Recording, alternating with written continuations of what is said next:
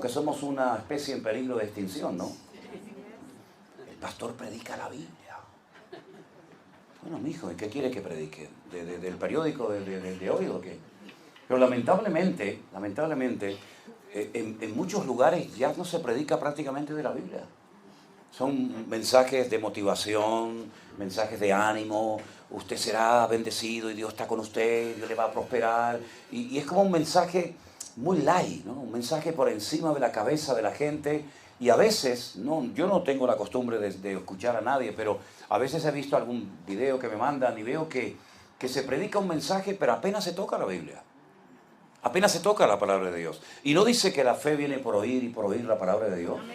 Pues entonces prediquemos de la Biblia para que la fe del pueblo de Dios sea una fe firme, una fe robusta. Y cuando vengan luchas y dificultades en la vida, usted tenga algo a lo que agarrarse. Y habrá un ancla más segura en la vida que tener la palabra de Dios en nuestra vida, ¿verdad?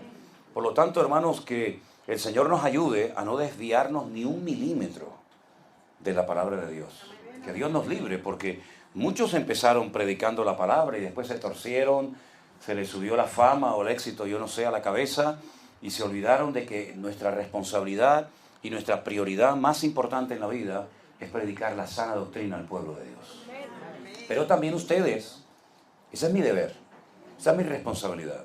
Pero también ustedes tienen el deber y la responsabilidad de escudriñar las Escrituras, de no tragarse todo lo que oyen en un púlpito, de leer la palabra de Dios, como aquellos que me hizo una vez gracia, porque oí una vez a un predicador que decía, hermanos, no sean como los de Berea. ¿Se acuerdan que dice que Pablo estuvo en Tesalónica, predicaba y todo bien? Pero cuando dice que descendió, cuando fue a una población, a una localidad llamada Berea, dice que allí los judíos que le escuchaban eran más nobles y escudriñaban cada día en las Escrituras para ver si estas cosas que Pablo les enseñaba aparentemente nuevas coincidían, concordaban con la palabra de Dios y eran como más estudiosos, ¿verdad?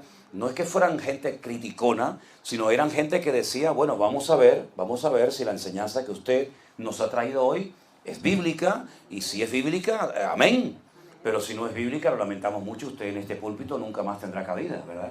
Y entonces escuchaba un predicador que decía, no sean como los de Berea, que todo lo cuestionan y todo lo miran a la luz de la palabra de Dios para ver. Y yo digo, pero si hay que felicitar a los de Berea, no estar en contra de ellos. ¿Qué quiere? Gente bruta, gente que diga sí, pastor, sí, amén, amén, sin saber lo que dice, lo que no dice, lo que es o lo que no es.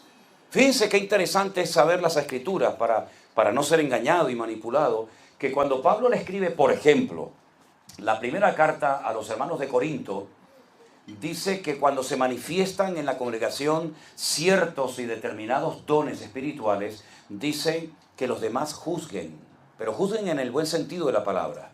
Juzguen para decir, perdone hermana, eso que usted ha dicho, perdone hermano, eso que usted ha enseñado, eso no es bíblico. Yo le voy a poner un ejemplo. Una vez fui a una iglesia, yo tenía que predicar en esa congregación, y delante de mí había una señora que en medio de la alabanza se pone en pie y dice, así dice el Señor, pueblo mío. Claro, cuando dice una señora, así dice el Señor, pueblo mío, todo el mundo se pone firme, ¿no? Diciendo, a ver qué va a decir el Señor. Y dice, ustedes los pentecostales, era una iglesia pentecostal, ustedes los pentecostales son mis favoritos. Claro, la gente de la iglesia que era pentecostal saltaba como las cabras sobre una pata, ¿no? Y dice, wow, mira lo que nos dijo el Señor. Y yo decía para mí, digo, bueno, de un momento a otro el pastor se subirá al púlpito y dirá, hermana, hágame el favor, tome asiento y no diga estupideces. O de otra manera más suave, ¿no? Yo lo digo Pero no, al contrario, dijo, hermano, digamos amén a la palabra que el Señor nos ha hablado en esta mañana. Y yo decía, pero ¿qué relajo es este? ¿Cómo la iglesia ha caído en el error de decir amén a todo?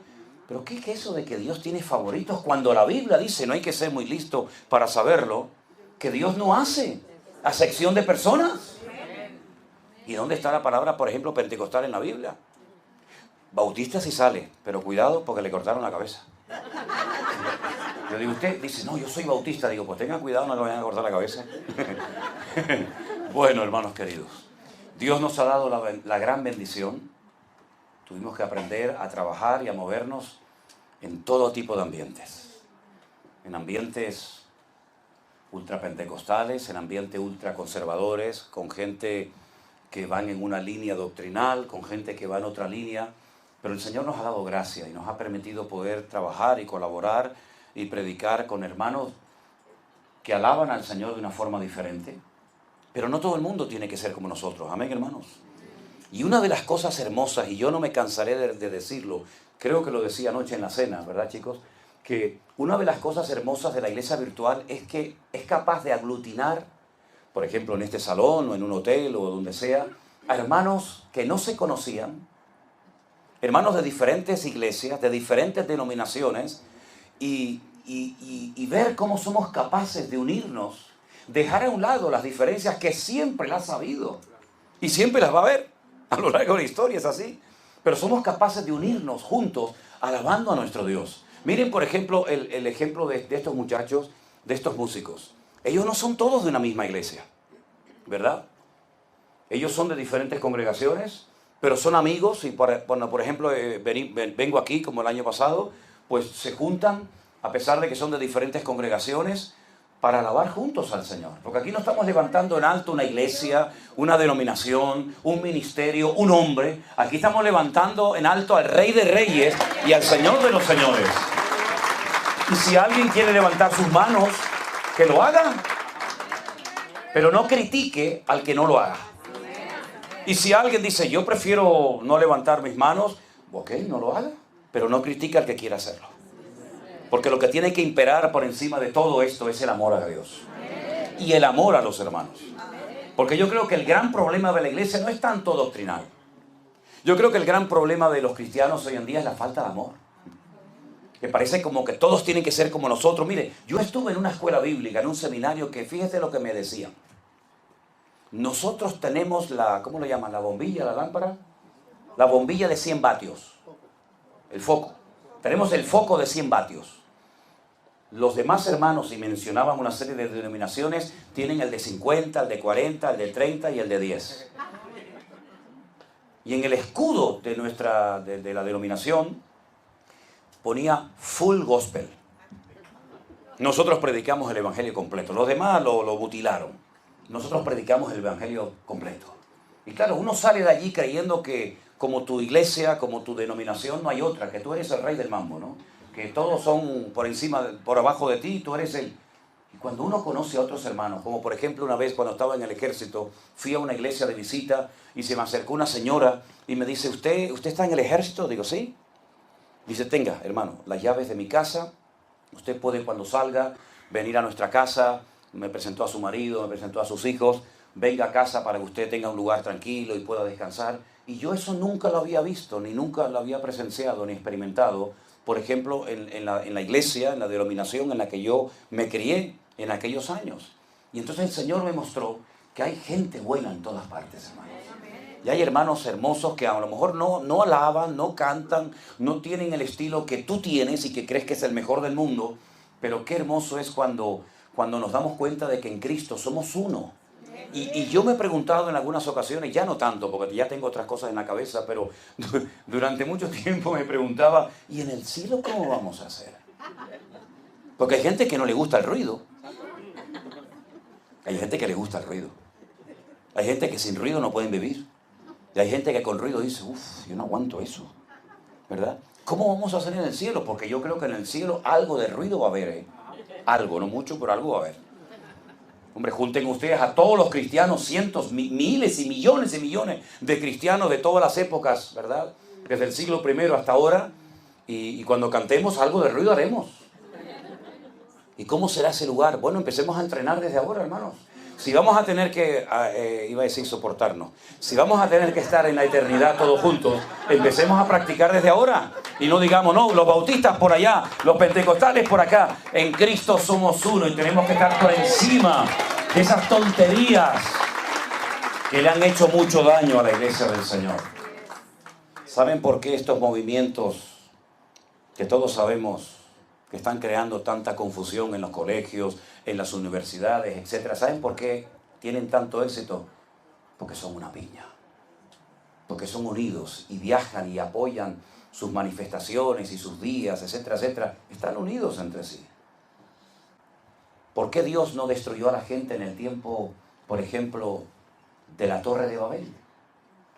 Si hacían maldad y eran igual de perversos que los de la generación de Noé en el diluvio. ¿Por qué Dios destruyó a la generación de Noé en el diluvio y no destruyó a la gente que quería construir la Torre de Babel? ¿Por qué? Porque en la época de Noé se peleaban, había guerras, había violencia, había agresividad entre la raza humana. Pero en el tiempo de la Torre de Babel descubrieron un principio, trabajaron juntos con una misma meta, con una misma visión, y Dios respeta, incluso en los inconversos, el principio espiritual de la unidad. Por eso una iglesia unida es indestructible. Tal vez no tenga una buena alabanza, no tenga unos buenos instrumentos, no tenga un buen salón, pero si se mantiene unida, esa iglesia, esa familia, ese hombre es indestructible. Por eso el Señor oró en Juan capítulo 17, Padre, que sean uno, como tú y yo somos uno, perfectos en unidad, para que el mundo crea que son mis discípulos.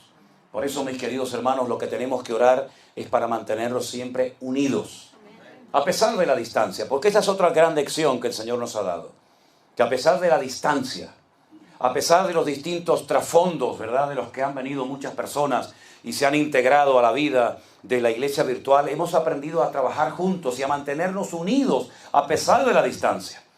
Nosotros cuando tuvimos este problema, esta prueba tremenda con Miriam, con nuestra hija, sentíamos que un ejército de miles de hombres y mujeres en todas partes del mundo estaban orando por nosotros y por su salud. Lo sentíamos, porque no es normal la paz que el Señor nos dio en aquellos días con semejante prueba que teníamos en casa. Y sentíamos que la gente estaba orando por nosotros. Muchas veces la gente me dice, hermano, ¿usted no se cansa? Digo, mire, le voy a contar algo. Cuando llegamos, ¿cuándo fue ayer?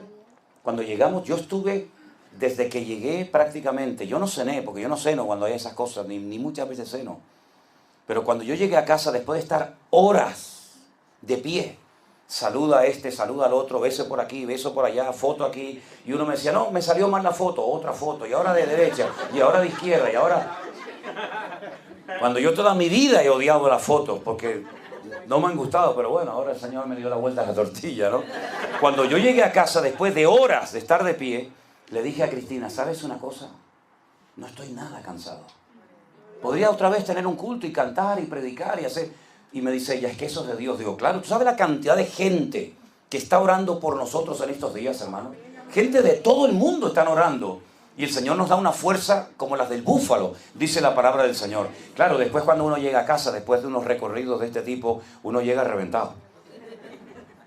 Así que no dejen de orar cuando me vayan, sino sigan orando para que no pegue no pegue el bajón. Pero gracias de verdad, de todo corazón, a todos los que oran cada día por nosotros. Y toda la gloria y la honra se la lleva el Señor. Aleluya. Gloria a Dios. Gloria a Dios. Miren, quisiera leerles unos versículos en esta noche. Disculpen a los que están de pie.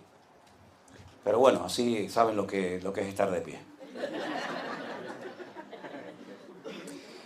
En el libro de los Hechos, que lo escribió Lucas, el mismo que escribió el Evangelio, este hombre era muy detallista, se daba cuenta de cosas que, por ejemplo, Mateo no cuenta, o Marcos.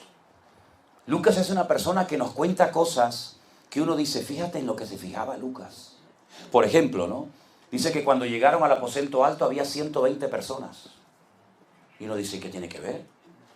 Pero es que él sabía que el día de la ascensión de Cristo habían visto al Señor ascender 500 hermanos a la vez. Pero cuando llegaron al aposento alto una semana más tarde, solamente había 120.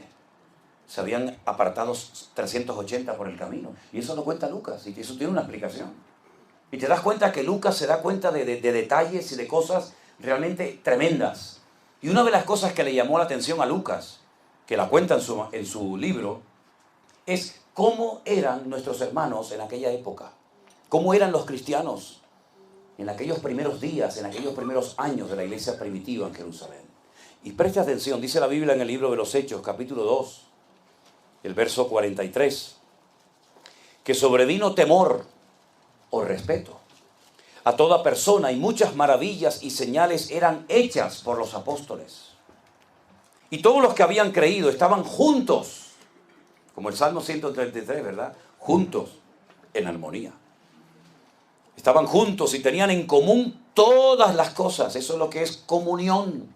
Es una unión en común. Estaban juntos todos. Vendían sus propiedades y sus bienes y los repartían a todos según la necesidad de cada uno. Y perseverando unánimes cada día en el templo, porque aún no había sido destruido, partían el pan en las casas y comían juntos con alegría y sencillez de corazón, alabando a Dios y teniendo favor con todo el pueblo. Y el Señor añadía cada día a la iglesia los que habían de ser salvos. Qué tremendo, ¿no? Así eran nuestros hermanos en aquellos primeros días cuando había recién nacido la iglesia. Seguían yendo al templo. Prácticamente el 100% de la membresía de la iglesia primitiva eran todos judíos. Todavía no había llegado el evangelio a los gentiles, es decir, a los que no eran judíos. Y ellos seguían yendo al templo, porque el templo estaba en Jerusalén, ellos vivían en Jerusalén, y el templo era el centro religioso de la época. Los sacrificios. Ellos, no dice que ellos iban a hacer sacrificios, sino que dice que subían al templo a orar, porque era lo que se conocía en aquel tiempo como la casa de Dios. El lugar donde Dios había depositado su gloria, y ellos subían 3 veces al día a orar. Esas 3 veces que subían al templo a orar, por la mañana se llama Shaharit, por la tarde se llama Arbit, y por la noche se llama Minjá, o la Minjá y Arbit. Eran las horas de los sacrificios y la gente subía al templo a orar. Pero dice la Biblia que no solamente subían al templo a orar, sino que en las casas también hacían algo muy interesante. Y a mí me llama la atención que no solamente relata lo que hacían de puertas para afuera, como por ejemplo ir al templo a orar, sino lo que hacían de puertas para adentro. Porque a veces hay como un divorcio entre lo que somos de puertas para afuera y lo que somos de puertas para adentro. Y parece como que somos 2 personas, ¿no? Como esos que tienen bipolaridad y se comportan de una manera por el día y de una manera diferente por la noche. Vamos a la iglesia, cantamos, alabamos al Señor, oímos su palabra, somos muy amigables, muy amorosos, pero luego cuando entramos a casa el ángel se convierte en demonio. Y se va toda la amabilidad, se va toda la espiritualidad, la casa en vez de ser un centro de entrenamiento y de adoración para el Señor es todo lo contrario, ¿verdad? Pero en el templo, en la iglesia, somos otra persona. Y Lucas lo que refleja aquí es que ellos eran iguales, dentro y fuera. Cuando los veían y cuando no los veían, en el templo y en sus casas. Ahora, nosotros interpretamos como cristianos a veces la Biblia de una forma incorrecta. Y por ejemplo, cuando leemos que ellos partían el pan en las casas, ¿qué es lo primero que nos viene a la mente? Cuando decimos partían el pan, celebraban la Santa Cena, ¿verdad? Pues no es así. La Santa Cena viene de la fiesta de Pesaj, la fiesta de la Pascua, y es una fiesta que se celebra una vez al año. Yo no digo que celebraran la Santa Cena una vez al año, no estoy diciendo eso. Pero los judíos parten el pan y reparten el vino todos los sábados en sus casas. Todos los sábados del año. Todos los sábados. Tienen un pan, que es un pan como una trenza, estas trenzas que se hacen las mujeres en el pelo, o algunos también, bueno, tú no algunos se hacen unas trenzas, ¿no? No sé por qué miré para allá. Tenía que haber mirado para acá. ¿Quieres que salga? No, que es ahí. Cuando te hagas la trenza es cuando quiero que no entres. Con trenza no me entras. Así, peladito está bien. ¿Ok? Entonces, hay un pan trenzado que todos los sábados se come porque una parte del pan representa Éxodo 20 y otra parte Deuteronomio 5, donde aparece el mandamiento del Shabbat. Y parten el pan, lo mojan un poquito en sal y cada uno de los miembros de la casa tiene que comer un trocito de pan. Y después todos, incluidos los niños, tienen que beber vino. Pero no vino de este que no tiene alcohol, sino vino con alcohol. Es así, todos los sábados se hace así en la casa. Y el papá tiene una copa enorme como las del cura, el copón ese, ¿cómo le llaman? El cáliz.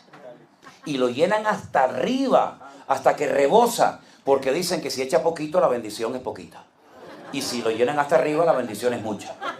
Entonces el papá echa vino y yo decía, pero este hombre no se la... No, tiene que rebosar hasta que sobreabunde. ¿No dice el Salmo 23? Hasta que sobreabunde. Pues entonces le ponen un platito debajo y hace una oración que se llama Kiddush y bendice el pan y el vino. Todos los sábados celebran eso, todos los sábados. Y ellos, como eran judíos, aunque eran ya convertidos al Señor, al Mesías, ellos partían el pan en las casas. No es que hicieran Santa Cena particularmente cada uno en su casa. Dicho sea de paso, mañana vamos a partir el pan y el vino y vamos a hacer algo que nunca hemos hecho, pero si Dios lo permite, lo vamos a seguir haciendo a partir de ahora cada primer domingo de mes, y es mandarle un link a todos los hermanos de la iglesia virtual para que en el momento de la Santa Cena, todos los hermanos que quieran estar conectados, en las pantallas que tenemos en nuestra iglesia en Tenerife, podamos ver a todos los hermanos que están participando del pan y el vino, y al mismo tiempo usted, con su pantalla de ordenador en su mesa, donde sea, usted pueda ver a la cantidad de hermanos que van a estar participando del pan y del vino. Si mañana nos permite la señal de internet, lo que yo voy a hacer desde aquí, desde esta iglesia, es dirigir el momento del pan y el vino en nuestra iglesia en Tenerife. Y si nos permite la internet, yo voy a predicar desde aquí para toda la iglesia virtual, incluido para los hermanos que están en Tenerife. Lo vamos a hacer mañana, si Dios nos lo permite y la señal es buena. Ahora bien, ellos partían el pan y el vino en sus casas, es decir, que ellos no se olvidaban de que la espiritualidad donde empieza no es en el templo, en la iglesia, sino en la familia. ¿Ustedes se han dado cuenta la cantidad de ataques que está recibiendo la familia cristiana en los últimos años de un tiempo a esta parte? Es tremendo. Dicen que en proporción el número de separaciones, el número de divorcios casi ha superado, repito, en proporción a los divorcios y separaciones del mundo. Porque nos hemos olvidado de que en la casa también tenemos que honrar y servir al Señor. Y lo que no puede ser es que solamente vayamos a la iglesia de excursión a escuchar una predicación, pero luego en casa el Señor no está por ninguna parte y la palabra de Dios no es la base. Entonces perdemos el contacto y la comunión con nuestros hijos y se olvidan los padres de que el mejor lugar para enseñar e instruir a los hijos en la palabra de Dios y enseñarles los principios de la palabra de Dios es en la casa, no en la iglesia. La iglesia es un refuerzo. La casa es el lugar donde el papá y la mamá tienen que trabajar juntos en equipo y enseñarle a esa criatura, los años que lo tengas bajo tu techo, la palabra de Dios, para que cuando fuere viejo aún no se apartare de sus caminos. Fíjense, por ejemplo, cómo trabajan los padres no cristianos, los padres judíos, en Israel cuando tienen hijos. Bueno, primeramente decirles que en Israel el tener hijos es una bendición y no impiden que vengan, sino al contrario, oran para que vengan. Y una familia normal, en Israel mínimo tiene 5 o 6, de ahí para arriba. 5, 6, 7, 8, 9, 10, lo que sea. Pobres mujeres, ¿verdad? Pero lo curioso es que la madre se toma en serio el transmitirle la fe, la confianza en el Señor a sus hijos. Por eso cito muchas veces el ejemplo de Timoteo. Cuando Pablo habla de él, dice: Timoteo, la fe que ahora tienes habitó primeramente en tu abuela Loida y posteriormente en tu madre Eunice, y estoy seguro que ahora también en ti. Una fe no fingida, una fe verdadera en el Señor. La mamá transmitía la fe, porque la palabra fe en hebreo es la palabra emuná. Y dentro de la palabra emuná usted puede leer que dice mamá, dice es mamá en hebreo. Emuná. Empiezas leyendo a mamá, que te transmite la fe y la confianza. ¿Y el papá qué hace? ¿Ver la televisión? ¿Estar en el bar emborrachándose?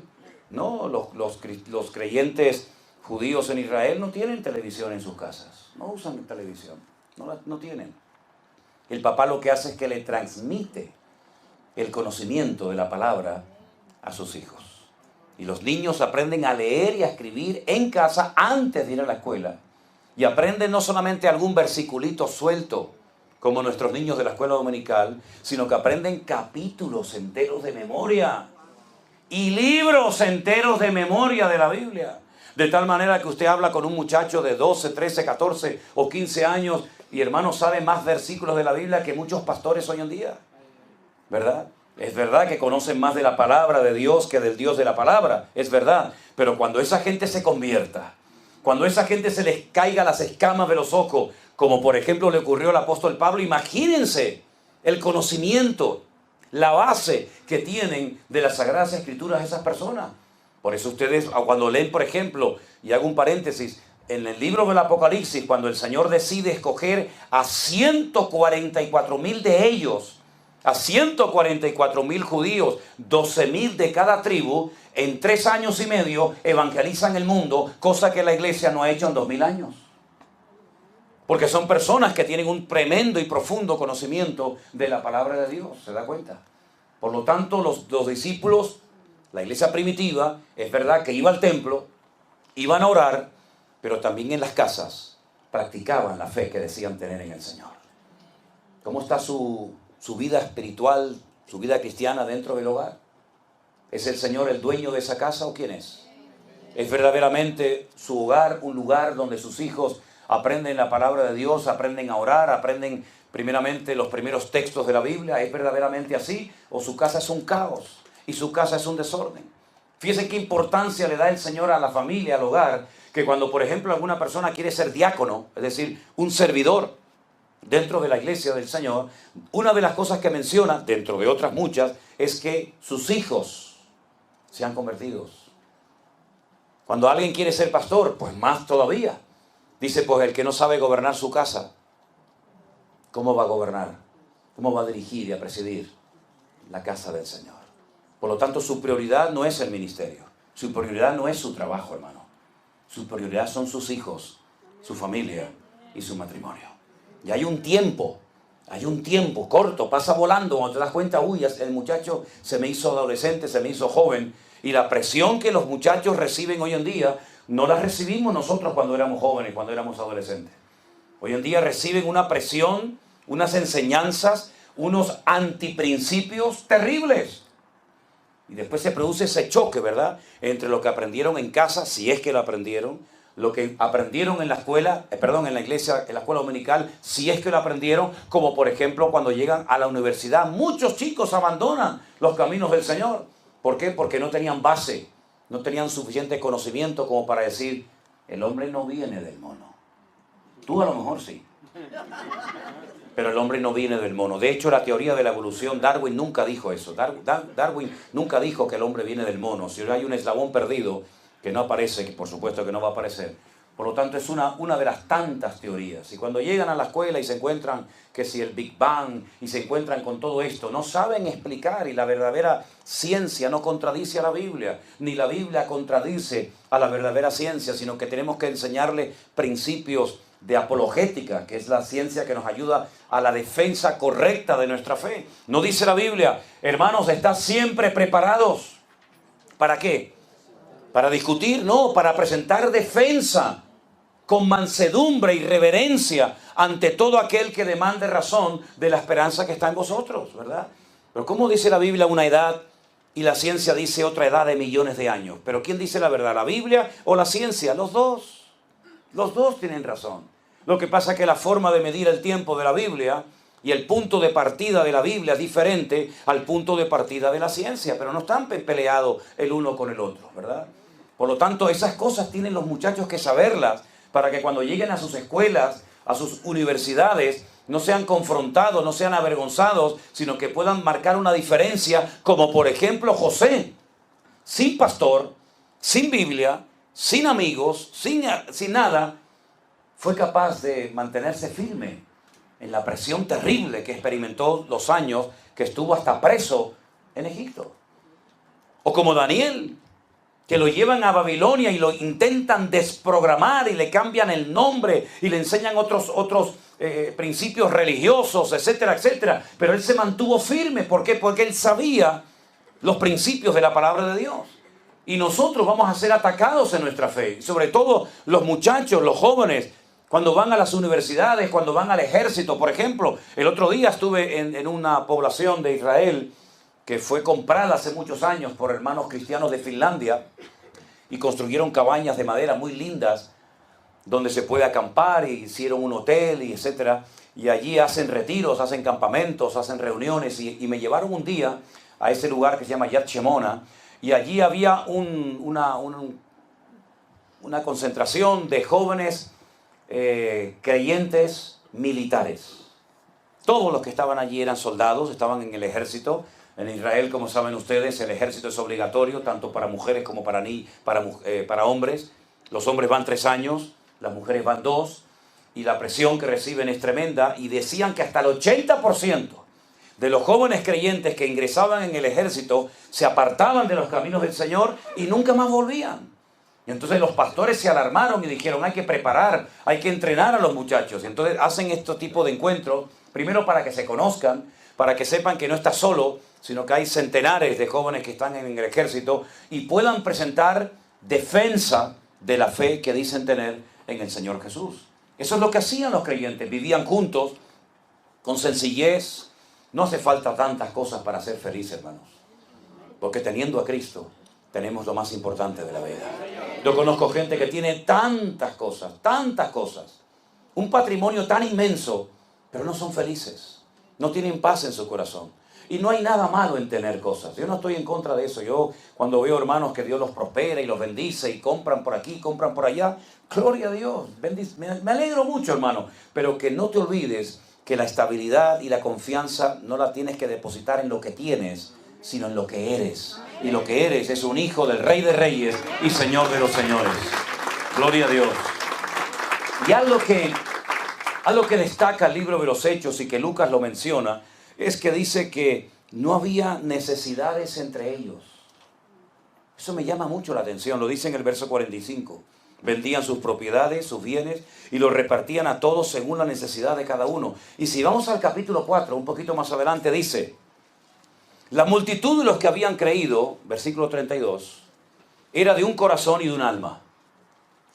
Ninguno decía ser suyo propio nada de lo que poseía, sino que tenían todas las cosas en común. Una vida comunitaria, sin egoísmo, sin avaricia, esto es mío, no me lo toques, ¿verdad? Con gran poder los apóstoles daban testimonio de la resurrección del Señor Jesús, y abundante gracia era sobre todos ellos. Así que no había, escucha esto, no había entre ellos ningún necesitado, porque todos los que poseían heredades o casas las vendían y traían el precio de lo vendido y lo ponían a los pies de los apóstoles y lo repartían a cada uno según su necesidad. No era obligatorio, no era un mandamiento de la iglesia que tenían que traer sus propiedades, sus riquezas. No, era algo que salía, brotaba de corazones generosos, de corazones solidarios. Pero lo que me llama la atención no es tanto esto, sino que dice que entre los hermanos de la iglesia, y eran miles, recuerden que el día de Pentecostés se convirtieron 3,000 varones, sin contar mujeres y niños. Mira, cuando en una reunión hay 3,000 hombres, multiplica como mínimo por 2 el número de mujeres. Siempre es así. Siempre es así, siempre hay más mujeres que hombres. Y niños ni te cuento, y más en aquella cultura, donde tener niños era tan normal. Días más tarde dice que se convirtieron otros 5,000, ya son 8,000 hombres, sin contar mujeres y niños. Estamos hablando de multitudes enormes de gente. Y no había necesitados entre ellos. ¿Y cómo puede ser eso? Bueno, a mí me llama la atención que cuando Pablo se convierte al Señor y prácticamente a los pocos años ya comienza a predicar y a viajar por todas partes predicando la palabra, la Biblia dice que un día subió a Jerusalén. Y cuando llegó a Jerusalén dice, para no haber corrido en vano, yo voy a hablar aparte en privado con los que él dice que consideraba las columnas de la iglesia, y menciona a Pedro, a Jacobo, a Santiago y a Juan, y dice que les expuso en privado el evangelio que él predicaba, lo que él hacía, cómo predicaba, cómo enseñaba, cómo preparaba obreros, cómo establecía comunidades, congregaciones, y dice que no, como que no le llamaron la atención. Esto lo cuenta en la carta a los Gálatas, y Pablo dice, a mí no me enseñaron nada nuevo los apóstoles. Solamente me pidieron, escuche bien, que me acordara de los pobres, cosa que procuré hacer. Y entonces vemos que a partir de ese momento, de ese encuentro, de esa entrevista con los apóstoles en Jerusalén, dice que él comenzó a viajar de iglesia en iglesia, levantando ofrendas para los pobres de Jerusalén. Aquellos que eran ricos, pero que lo habían vendido todo y habían entregado sus posesiones, y muchos lo habían perdido todo a consecuencia de las tremendas persecuciones que experimentaron. ahora han perdido todas sus propiedades, ahora son pobres. Pero Pablo dice, no hay problema, hermanos. ¿De dónde vino el Evangelio? De Jerusalén. ¿De dónde salió la palabra? De Jerusalén. ¿Quiénes nos trajeron bendición espiritual a nuestra vida? Los hermanos de Judea. Vamos a hacer algo nosotros ahora, decía Pablo. Vamos a levantar ofrendas y así como ellos trajeron bendición espiritual, nosotros le vamos a devolver la bendición material. Y levantaron ofrendas, él las llevó junto con otros hermanos y dice, para que haya igualdad en el cuerpo de Cristo. Y eso me llamó tanto la atención, porque con todo mi respeto lo digo, no hay nada más desigual que la iglesia cristiana evangélica. Encuentras hermanos que les sobra de todo. Y hermanos que no tienen ni para poder venir a una cena a escuchar una palabra. Y uno dice, Señor, ¿realmente eso es lo que tú has diseñado para tu iglesia? Que uno tenga de todo y no sabe ni lo que hacer, ni dónde meter tantas cosas. Y que otros hermanos a veces no tienen a lo mejor ni para tomar el autobús o lo que sea para poder ir a un lugar a escuchar la palabra. Yo creo que debemos de orar para tener un corazón generoso. Y para que no seamos avariciosos. Porque les recuerdo lo que dice la palabra, que la raíz de todos los males no es el dinero. El dinero no es el problema, es el amor al dinero la raíz de todos los males. Con dinero se pueden hacer muchas cosas, se pueden alquilar locales, se pueden comprar instrumentos musicales, se pueden comprar pasajes para poder desplazarnos de un lugar a otro. Con dinero se pueden comprar Biblias. Claro que sí, el problema no está tanto en el dinero. El problema está en el uso que le demos a lo que Dios nos ha dado.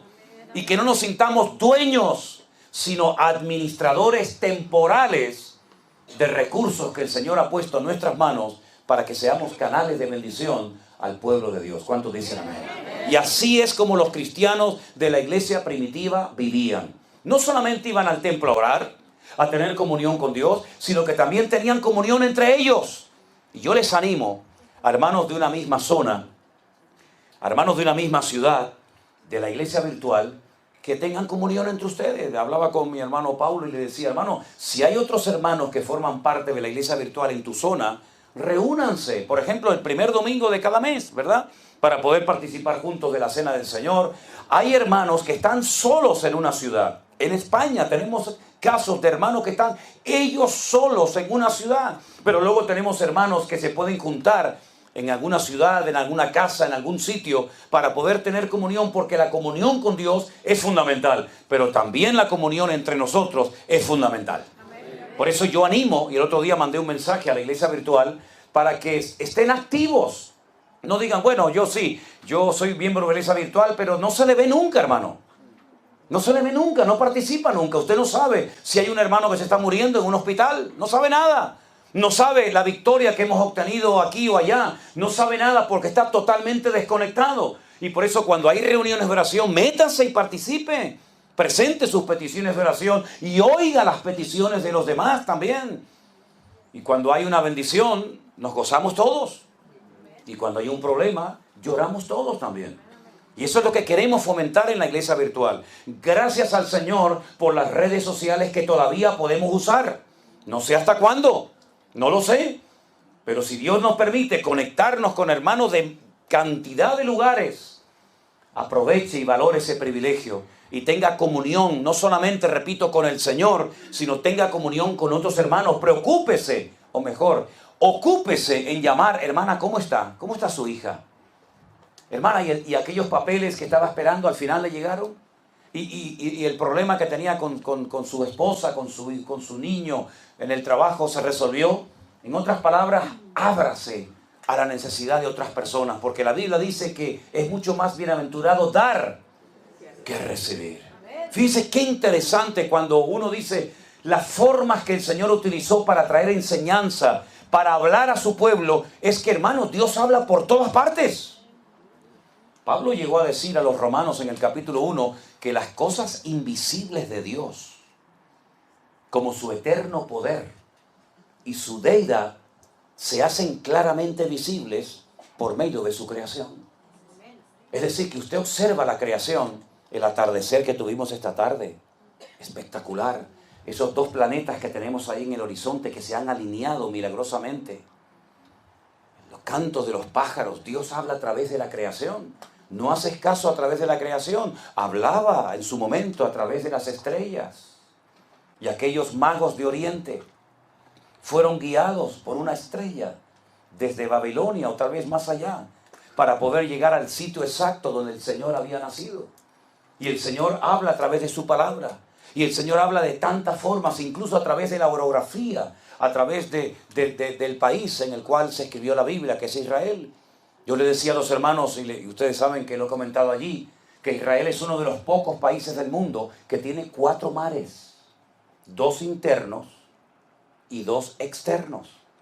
Tienen por un lado el mar Mediterráneo o el Mare Nostrum, que empieza en Israel y termina en España, o al revés, empieza en España y termina en Israel, como quieran. Tienen al sur el Mar Rojo y tienen dentro del país dos mares. Al norte el Mar de Galilea, al sur el Mar Muerto o el Yam HaMelech, el Mar de la Sal. Y fíjate qué curioso, el mar de Galilea está vivo. Hemos comido los peces que se pescan en ese lago, porque es un agua que recibe agua de los montes del Golán, y entra el agua y sale, y entra el agua y sale. Y muchos campos son regados con el agua del mar de Galilea o el mar de Genesaret o el Kineret, como se llama, porque tiene forma de quinor. ¿Quinor qué es? Quinor es un arpa. Y Kineret, de tal manera que cuando soplan los vientos hay unos ruidos que se oyen solamente allí, que es como el sonido de una arpa gigante en aquel lugar, ¿verdad? Y es interesante que cuando usted viaja hacia el sur, sale el río Jordán y entra en otro mar. Muerto. No hay vida.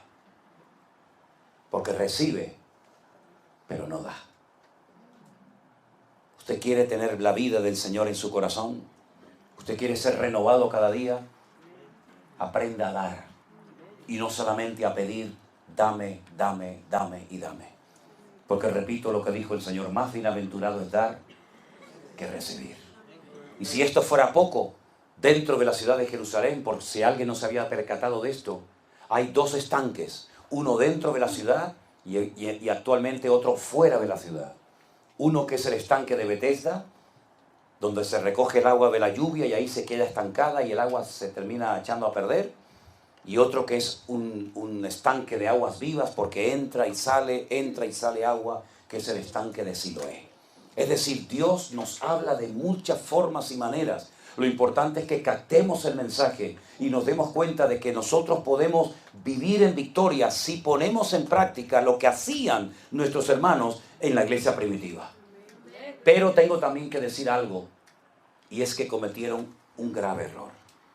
La iglesia no paraba de crecer, todo el mundo estaba contento, no había necesitados, había abundancia, había milagros, había buena predicación, había buena enseñanza. Imagínense, hermanos, imagínense lo que decir, hermanos, no se pierdan el culto, no se pierdan la reunión de mañana que va a predicar nuestro hermano Pedro. Wow, impresionante, ¿no? Pero no se olviden que el próximo día viene a predicar Juan, el discípulo amado. Y así cada domingo tenían, y yo decía, Dios mío, eso es una maravilla. Y estaban tan contentos y veían que aquello crecía y estaban tan gozosos que no querían salir de Jerusalén. Se convirtió en un gueto la ciudad. Y se olvidaron de aquellas palabras que el Señor había dicho, id por todo el mundo y predicar el evangelio a toda criatura. Se olvidaron del mundo. Se convirtieron en el ombligo del mundo. Estaban contentos, estamos bendecidos, hay milagros, hay señales, hay prodigios, buenos predicadores, buena doctrina. ¿Y el mundo? El mundo estaba muriendo sin Cristo. Los samaritanos, los del norte, en Europa, en otros confines de la tierra, hasta que al final, ¿qué hizo el Señor? Sacudió el avispero. Mandó una persecución. Comenzaron a morir personas. Por ejemplo, un diácono de la iglesia apedreado, Esteban. Por ejemplo, Santiago, que murió, etcétera, etcétera. Y vino una tremenda persecución contra la iglesia primitiva y tuvieron que salir todos corriendo. Y ahí comenzaron a llegar a otros lugares y cuando llegaban a otros lugares, ¿qué hacían? Predicaban el evangelio del Señor Jesucristo. Y así comenzó a extenderse la palabra, ¿verdad? Como un fuego que abarcaba todas las regiones de la tierra. Y eso es lo que tenemos que hacer nosotros. Gloria al Señor por las bendiciones, gloria a Dios por la comida, gloria a Dios por los cultos, gloria a Dios por las cenas, gloria a Dios por todo eso. Pero hermanos queridos, no nos olvidemos que no hay que ir muy lejos para encontrar un alma hambrienta y necesitada. Cada día vemos aquí en Las Vegas gente destruida. Es impresionante, ¿eh? Muchísimos. Algunos no se dan cuenta de que están esas personas a punto de morir. Muchos de los que vemos en estos días con ese carrito lleno de telas y de papeles y de basura, muchos de esos muchachos no terminarán el año. Capaz que morirán en unos días, en unas semanas o en unos meses. Y son almas que Dios ha puesto cerca de tu casa, cerca de tu trabajo, para que no pases por delante y decir, bueno, esa es la consecuencia del pecado. Me acuerdo que un día fui a un país de Centroamérica y me llevaron a dar una vuelta por el centro de la ciudad. Y estaba llena de niños. Saben que con el pegamento y todo esto, drogados, sucios, tirados como animalitos. Y yo pasaba por allí y le decía a los hermanos, una pregunta, ¿y qué vamos a hacer con esta gente? ¿Los vamos a dejar así? Me decía, no, siga, pastor, siga. Esto es consecuencia del pecado. Y le dije, no, esto es consecuencia de tu frialdad. Que ya crees que es normal que haya niñitos pequeños en las calles tirados y para ti es normal y luego te subes a un púlpito a predicar la palabra, como me pasó en Kenia, como nos pasó en África cuando fuimos. Nos llevaron a una iglesia enorme, una iglesia muy bonita, fíjate tú, una iglesia grande allí y casi de lujo en la ciudad de Malindi, en Kenia.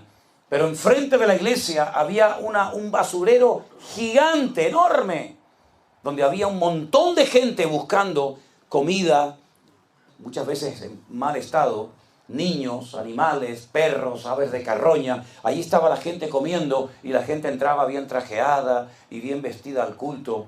Y ya no sentían, habían perdido la sensibilidad porque era normal ir al culto a cantar a Dios, a gozarnos al Señor y ver a un montón de criaturas muriéndose de hambre enfrente de la congregación.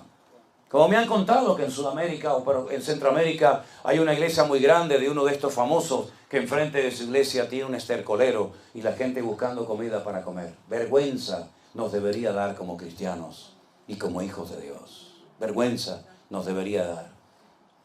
Los discípulos le dijeron una vez al maestro, Señor, dile que se vaya la gente, que se vayan. Ya escucharon el sermoncito, ya escucharon la predicación, tan contentos que se vayan. Porque el lugar en el que estamos no hay recursos, no hay comida, no hay nada. Y el Señor le dijo, no se tiene por qué ir la gente. ¿Por qué se tienen que ir? Denle ustedes de comer. Y se asustaron y dijeron, ¿nosotros? Y el tesorero del grupo o el que sacaba las cuentas dijo, ni 200 denarios, 200 días de trabajo constante llegarían para dar de comer a tantas multitudes.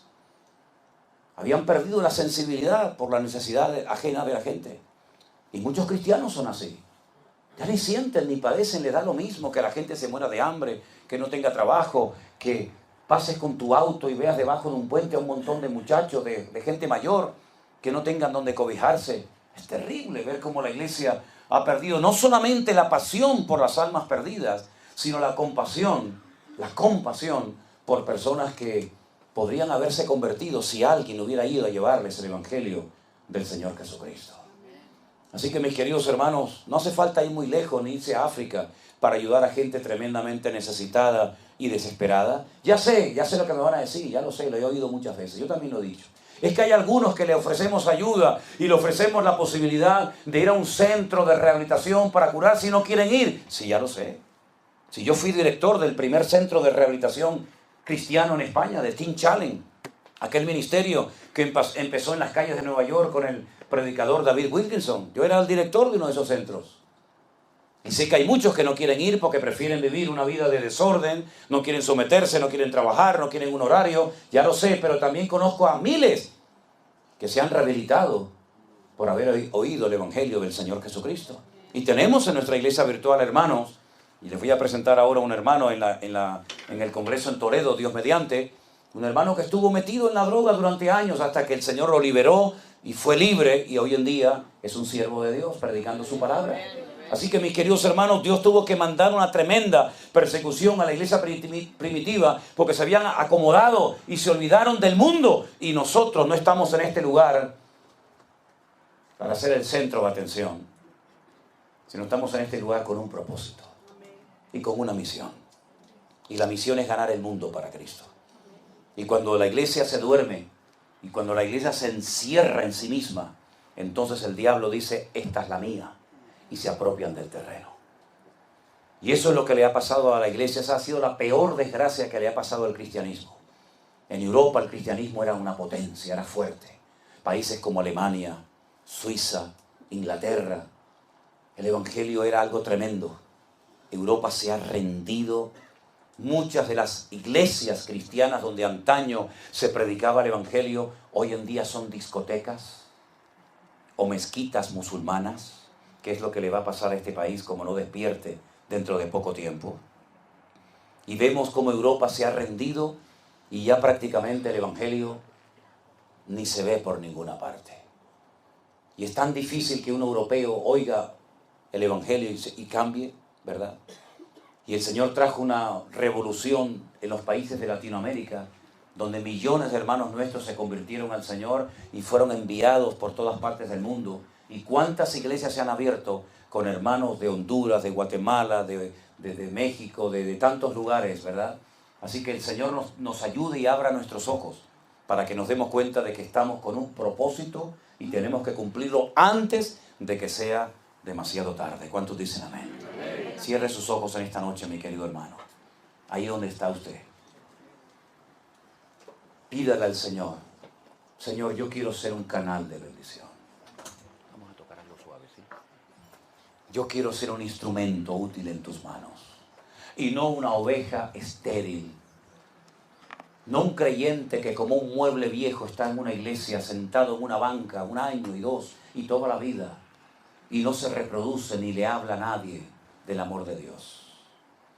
Que el Señor nos sacuda nuestras conciencias, amados hermanos, y nos demos cuenta de que el tiempo se acorta y la iglesia virtual está haciendo una labor que tenía que haber hecho la iglesia presencial, pero se quedó dormida.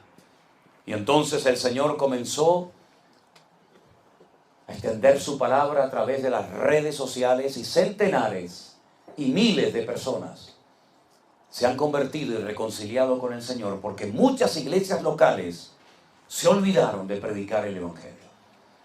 Y la tragedia fue cuando nos enterábamos y escuchábamos cada día tantas iglesias que se cerraron durante la pandemia y muchas de ellas lamentablemente nunca se volvieron a abrir. Entonces Dios, viendo ese vacío que había dejado la iglesia presencial, comenzó a utilizar las redes sociales y a través de esas redes muchas personas llegaron por primera vez al conocimiento del evangelio y experimentaron el gozo de la salvación. Hermanos queridos, que Dios nos ayude y abra nuestros ojos para que nos demos cuenta de que la iglesia tiene un propósito y un mensaje que dar al mundo y que lo demos sin ningún temor en el nombre del Señor. Padre, te damos gracias por tu palabra en esta noche.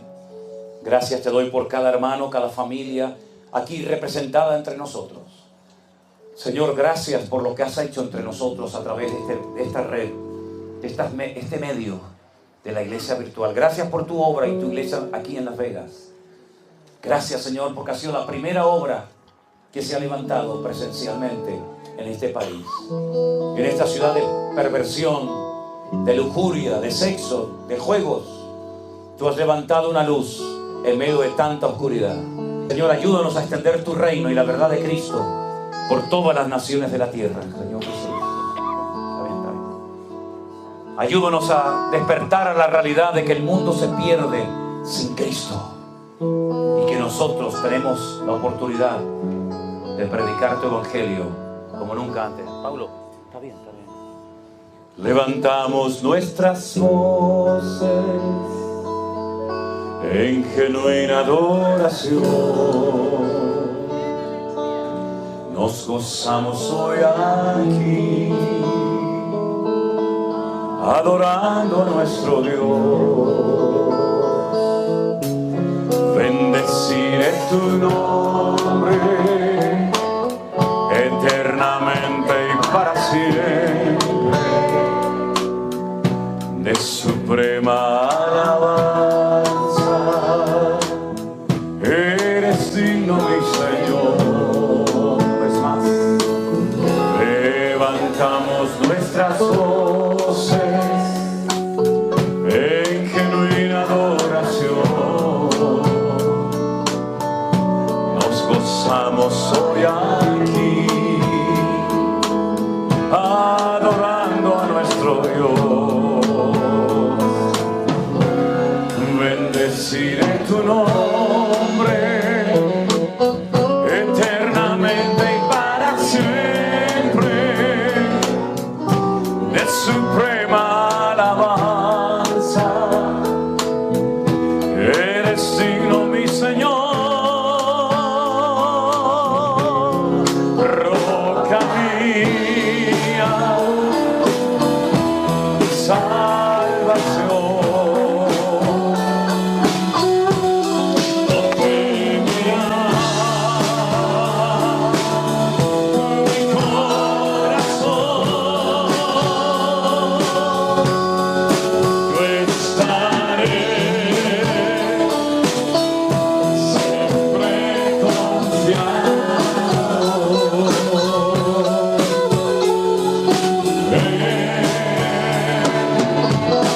Mi Salvador.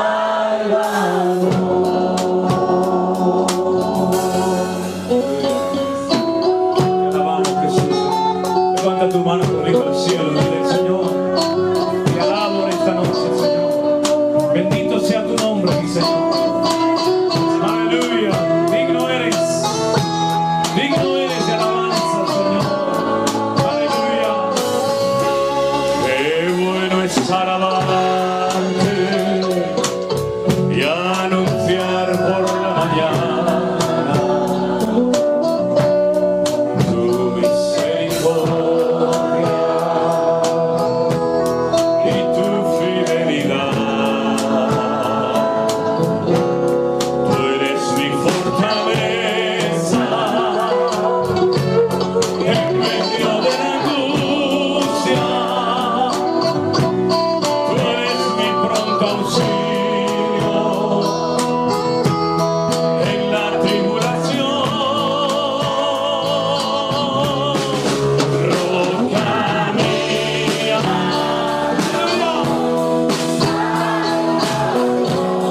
no temerá, no temerá mi corazón.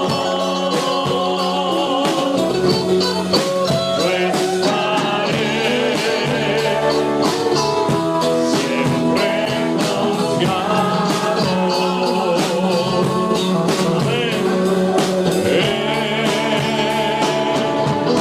Mi Salvador. Roca mía, siempre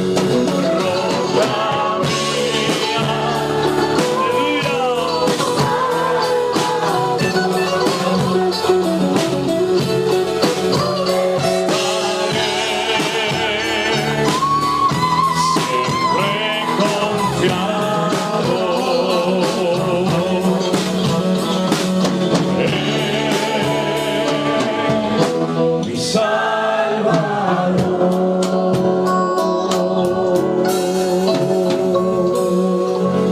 Fuertes aplausos a nuestro Dios. Aleluya. Amén. Amén. Gracias al Señor. Hermano, yo les recuerdo, todos los días tenemos de lunes a viernes un pequeño devocional. Compártanlo con todo el mundo, hermano. Lo que no nos gusta es que la gente haga comercio y negocio con la palabra. Pero cuando me dicen, ¿puedo compartir el devocional? Claro, hermano, por favor. Si no es mi palabra, es la palabra del Señor. Así que aproveche toda oportunidad, los contactos, los compañeros de trabajo, los amigos, los familiares. Comparta la palabra de Dios sin ningún temor. Es un privilegio el poder compartir la palabra de nuestro Dios. Mañana, Dios mediante, volveremos a estar aquí por la mañana. ¿A qué hora? A las 7 mañana. O a las 7. O a las 7 de la tarde como hoy. Ok. A las 7 de la tarde tendremos nuestra última reunión. Nos vamos a despedir de ustedes mañana por la tarde. Descansamos el lunes. Y ya, Dios mediante, el martes salimos de viaje rumbo a San Francisco. Allí estaremos compartiendo la palabra del Señor. Creo que también llevaremos algunas cenas adelante. Creo que también habrá bautismos y ya será la última parada por este tiempo. Y vamos a estar orando para que el Señor también nos dé la fuerza y palabra necesaria y suficiente para poder ministrar a nuestros hermanos allí. Nos hemos gozado muchísimo, muchísimo en estos días. Y yo quiero que antes de que nos marchemos, usted salude a todos los hermanos que conoce y a los que no conoce también.